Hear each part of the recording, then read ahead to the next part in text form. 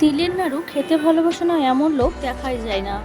সে যাই হোক, চলুন আজকে আমরা দেখে নিই তিলের নাড়ু কিভাবে বানাবেন।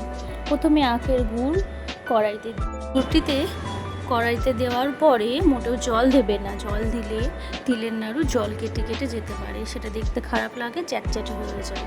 সে যাই হোক, গুড়টি দেখুন এইরকমভাবে নাড়তে থাকবেন।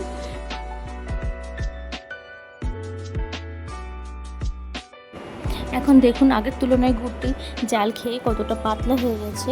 এরকমভাবেই নাড়তে থাকতে হবে যতক্ষণ তিল দেওয়ার উপযুক্ত না হয়।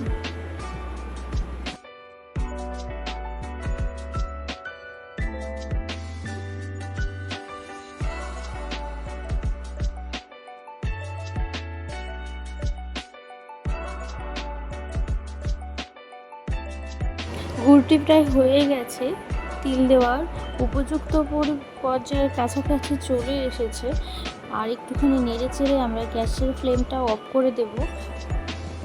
দেখুন এইভাবেই করবেন যতক্ষণ না পর্যন্ত গুড়টিতে এইরকম একটু একটু করে আঠালো আঠালো ভাব, একটুখানি তার তার হবে গুড়টা।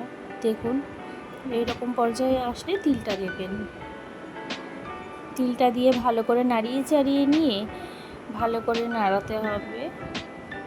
আপনি যত ভালো করে নাড়াবেন তিলগুলোর মধ্যেই গুড়টা ভালো করে যেতে পারবে, ভালো করে গুড় আর তিলে মিশে যাবে।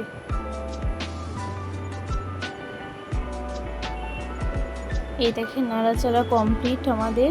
এবার একটা পাত্রে আমরা সেটাকে তুলে নেব। তুলে নিয়ে তারপর আমরা হাতে ঘি লাগিয়ে নাড়ু বানানো শুরু করব। এইভাবেই বানিয়ে নিন তিলের নাড়ু, খেতেও ভালো হবে, দেখতেও সুন্দর হবে, আশা করি ভালো লাগবে।